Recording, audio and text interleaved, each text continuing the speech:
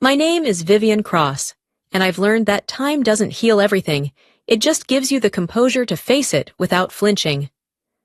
The dining room was buzzing with laughter when I walked in a late arrival to my sister's anniversary dinner. Every seat was filled except one directly opposite hers. She leaned back in her chair, wine glass tilted in her hand, eyes glinting with the same smugness I remembered from the day she took my fiancé. "You made it," she said, her smile razor sharp. "Alone, I see." I didn't answer. My coat slid from my shoulders into the waiting hands of the maitre d', and I took my seat with measured calm. Around us, forks clinked, and someone made a joke about déjà vu. The truth was, I'd prepared for this night for months, not to humiliate her, not even to prove I'd moved on, but to close a chapter that had festered in silence for years. Then the door behind me opened. A ripple went through the room. Footsteps, slow, deliberate, crossed the polished floor. My sister's eyes darted past me. Her smirk faltered, and before I even turned, I knew she'd recognized the man who'd just walked in. My husband. The room seemed to shrink the moment Nathan's shadow stretched across the table. He was a tall man, the kind whose presence commanded attention, without trying his suit, tailored in a way that whispered authority more than it shouted it. The overhead light caught the edge of his cufflinks, silver, understated, the kind that didn't need to announce their worth. I didn't have to turn to feel the shift. Conversations faltered, the soft clink of cutlery paused mid-air. My sister Lila set her wine glass down the base, clicking against the table, a fraction too hard. Her husband Dean looked between us, with the faint, puzzled frown of someone who'd just realized they'd walked into the middle of a story without knowing the first chapter. Nathan's hand came to rest on my shoulder, a light but steady touch. He leaned down, his voice, a low murmur, pitched just enough for Lila to catch. "Traffic was worse than I thought," he said. I tilted my head up to him, unhurried. "You made it," I replied, letting a small, measured smile touch my lips. Lila's expression tightened, barely a second's worth of tension, but enough. She'd always been composed, a master of social facades. Years ago, she'd been the one with a man beside her, basking in the validation of being chosen, her confidence swelling with every approving glance. Tonight, that balance had shifted, and she didn't yet know how to carry it. Nathan slid into the empty seat beside me. The conversation, which had evaporated upon his arrival, restarted in awkward fragments, the weather, someone's new car, a recent trip to Napa. Yet every word was threaded with an unspoken curiosity about the man at my side. I let them wonder. It was strange sitting here in the same restaurant, where Lila had once toasted her engagement to the man who was supposed to be mine. I remembered that night too well, the golden glow of the candles, the taste of champagne that soured in my mouth, the moment I noticed her hand slip under the table to clasp his. People laughed, clapped, raised their glasses, oblivious to the fact that my world had just been dismantled. Tonight, the air felt different. No betrayal here, only control. Mine. Nathan's hand brushed over mine on the table, his touch grounding. The gold band on my finger caught the light, subtle but unmistakable. Lila's gaze dropped to it, then flicked back up to my face. Her lips parted slightly, as if to speak, then closed again. Dean, still unaware of the undercurrent, leaned forward. "So Nathan, what do you do?" Nathan's answer was simple. "Consulting. Nothing more. No titles, no explanations, just enough to keep the mystery intact." I knew his work couldn't be easily explained over dinner, without drawing too much attention, and for now, I preferred Lila stay in the dark. The waiter appeared with menus, offering a welcome pause. I ordered with quiet precision, Nathan following without hesitation. Lila hesitated, her eyes scanning the page, though I knew she'd memorized it years ago. It was a small thing, but telling her first real sign of uncertainty. When the waiter left, Nathan leaned toward me. "You okay?" he asked softly. I nodded. "Perfectly." My gaze stayed fixed on Lila as I said it. She gave a quick, brittle laugh, loud enough for the table to hear. "Well, this is unexpected," she said, swirling the wine in her glass. "How so?" I asked, my tone almost curious. Her eyes darted between us. "I just didn't think we'd all be here like this." Oh, I said lightly, lifting my water glass. Life's full of surprises. The words hung in the air for a moment. I watched her fingers tighten slightly around the stem of her glass. Years ago, I'd been the one holding my breath in her presence, searching for some anchor in a room where everyone else was on her side. Tonight, she was the one searching for footing. A server passed behind me, refilling glasses, and the sound of liquid pouring seemed louder than it should have been. I took a sip, steadying my own heartbeat, not because I was nervous, but because I didn't want to rush this. There was power in patience. Nathan began chatting with Dean about something trivial, the wine list, I think, but I barely heard them. My attention was on Lila, cataloging every flicker of discomfort. She glanced at her husband, then at Nathan, and I could almost see the calculations running behind her eyes. She wanted to ask who he was, what he did, how we'd met, but to do that in front of everyone would expose her curiosity, and Lila never liked to give anyone the satisfaction of knowing she didn't have all the answers. I leaned back slightly, letting my shoulders relax, my smile small but deliberate. This wasn't about revenge, not exactly. It was about reclaiming the part of myself she had stolen without apology, and judging by the faint tremor in her hand as she reached for her wine, I was already halfway there. The taste of the bread on the table was faintly bitter, though I knew it wasn't the food. Nathan was speaking with Dean about a vineyard outside Sonoma, but my mind kept tracing the cracks in the past, the ones that had started the night Lila crossed a line she could never uncross. I hadn't thought about that evening in detail for years. I'd trained myself to smooth over the memory, to pack it away in the mental storage closet where I kept things too sharp to touch. But seeing her now across the table dredged it up in vivid color. 3 years ago, I had been the one wearing the ring. A different ring, smaller, more delicate, but still a promise. The man was James, a quiet, reliable presence, who I thought would anchor my life.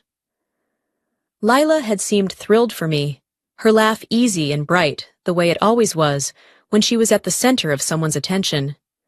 I should have seen the signs. The way her gaze lingered on him too long, the way she leaned in when she spoke to him, her hand brushing his arm as if by accident.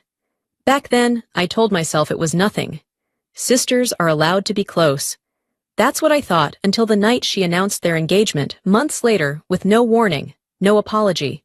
She'd sent me a single text that morning, dinner tonight. Don't be late. The restaurant had been crowded, the air warm with candlelight and the murmur of conversation. I'd walked in expecting a family meal, maybe a belated birthday celebration. Instead, I saw them at the head of the table, her hand resting on his like it belonged there. The smile she gave me was sharp, almost daring me to react. I didn't. Not then. I'd sat through the toasts clapped when everyone else did and felt each cheer land like a bruise. After that, I disappeared for a while. Moved cities, changed jobs, built a life that didn't intersect with hers. She reached out occasionally, birthdays, holidays, but it was always perfunctory, as if to remind herself she was still in control of the narrative. She didn't know about Nathan. We met in the kind of place Lila would have dismissed as unremarkable, a small coffee shop tucked away on a quiet street, the kind where people went to work or read not to be seen. He'd been sitting by the window laptop, open, his gaze shifting occasionally to the world outside. I noticed him because he wasn't performing for anyone. Our first conversation had been about coffee of all things. He'd asked if the roast was any good. I told him it depended on whether he liked his mornings to taste like smoke or earth. He'd smiled slow and amused, and I'd felt something shift. Nathan didn't need to talk about himself, which made me want to know more. It took weeks before I learned he was a consultant, the kind who flew across time zones to solve problems no one else could fix. There was a steadiness to him, a kind of quiet authority that drew people in. By the time he asked me to dinner, I realized I'd stopped thinking about the past in terms of loss. It was just a closed chapter. Or so I thought. Tonight, watching Lila across the table, I could see the moment recognition hit her, not of Nathan himself, but of the fact that he didn't fit into any of her categories. He wasn't from our social circle, yet he carried himself like someone who could own it. That unsettled her. The food arrived: salmon for me, lamb for Nathan, something elaborate and plated like artwork for Lila. I picked up my fork, but my appetite was secondary to the satisfaction of watching her try to place him. "So how did you two meet?" she asked finally, her tone light but edged. Nathan glanced at me, letting me decide how much to reveal. "In the city," I said simply. "It wasn't planned." "That's vague," she replied, taking a bite without looking at me. I smiled. "Some things don't need embellishment." Her eyes flicked to Nathan again. "And what kind of consulting is it that keeps you out late? Different kinds?" Nathan said, his voice even. "Each situation's unique." It wasn't an answer, not really, but it left her with nothing to work with. She hated that. Dean jumped in with a story about a trip they'd taken to Hawaii, and for a while the tension receded into the background noise of clinking silverware and murmured conversations. But I caught her watching us when she thought I wasn't looking, her gaze darting between my hand, resting lightly on Nathan's, and his calm focus on me whenever I spoke. Once, years ago, I would have given anything for her approval, for her to see me as someone worth envying. Now I realized I didn't need it. The fact that she was unsettled was enough. I took another bite of salmon, savoring it, not the taste, but the quiet victory it symbolized. This wasn't about flaunting Nathan or the life I'd built without her. It was about balance being restored. And by the way she kept glancing at me, I knew she felt it too. Lila's laugh rang out across the table, a little too loud for the mild joke Dean had made. It was the kind of laugh she used when she wanted to remind everyone she was the center of gravity. But her eyes kept drifting back to Nathan, sharp and calculating, as if she could will an answer from him without asking the right question. I poured myself a glass of water, letting the coolness settle the faint heat in my chest. I didn't come here for a fight, but I wasn't going to give her the comfort of pretending nothing had happened between us. "Viv, you've been quiet," my mother said from the far end, her tone warm, but with that undercurrent of curiosity she'd never been able to hide. "You usually have so much to share." "I'm listening," I replied, giving her a smile. "It's interesting watching the dynamic here." Dean chuckled, but Lila's fork stilled for a fraction of a second before moving again. The server came to clear plates, and Nathan leaned toward me slightly, his shoulder brushing mine, a small natural touch that drew Lila's gaze like a magnet. So she began tilting her head in that practiced way. "Nathan, where did you say you were from?" "I didn't," he said, polite but firm. "But I grew up on the coast." Her brows lifted just enough to suggest she wasn't satisfied. "Coastal boy. Must be nice. Did you two travel much before you met?" Nathan's eyes met hers directly, his expression unreadable. "We've traveled plenty since. Together." That answer sat between them like a stone dropped into water rippling outward. Lila's lips curved, but it was more reflex than warmth. The dessert menus arrived, giving her a moment to retreat behind the polite shuffle of ordering. I declined. Nathan followed suit. Lila chose something intricate: chocolate, layered over custard, the kind of thing she would never actually finish, but ordered for the presentation. When the plates were set down, she leaned back in her chair. "You know, Viv," she said lightly, "I'm glad you bounced back. After James, I wasn't sure you would." The table stilled just enough for me to notice. My father cleared his throat. Dean looked away. Nathan's hand resting on the table tightened slightly. "I did more than bounce back," I said evenly. "I built something worth keeping." Her smile froze for half a second before she took another dainty bite of dessert. "Of course you did." The conversation splintered after that small talk, the weather, a new restaurant someone had tried, but under it all, I could feel her discomfort. She was used to holding the upper hand, to deciding when and how to acknowledge past betrayals. Tonight, that script wasn't hers to control. As the plates were cleared again, I caught Nathan watching her with quiet curiosity, like someone assessing the edges of a puzzle piece to see where it fit. He didn't need to say a word. His presence alone shifted the air. And Lila. She kept smiling, but the cracks were there now, hairline fractures that would only widen before the night was over. The room had settled into a strange quiet, the kind that follows forced laughter and too many glances toward the clock. Lila was still leaning into her role, chatty poised the perfect hostess. But her eyes kept darting toward the entrance, as if she was waiting for something. Or someone. I let her stew in that quiet panic for a few beats longer, before reaching into my clutch. The metallic click of the clasp opening drew her gaze. From it, I pulled a simple velvet box, no bigger than my palm. I didn't open it. I didn't need to. The sight alone was enough to drain the remaining color from her face. Her husband noticed immediately. "What's that?" He asked, his voice light, but his brow furrowed. "An old piece," I said smoothly. "From years ago. It never fit me back then. But it fits perfectly now." The man's curiosity overcame his manners. "May I?" I slid the box across the table. His fingers opened it with a casual flick and froze. Inside lay the engagement ring that had once been his wife's trophy, the very symbol of her victory over me. Except now it gleamed on a bed of white satin, perfectly polished, a silent testament to the fact that some things like truth could be reclaimed. His eyes darted to her. "You told me you pawned this years ago." Lila's lips parted, but no words came. A flush climbed her neck. I leaned back, my smile faint but steady. No, she didn't pawn it. She lost it. The weight of the room shifted.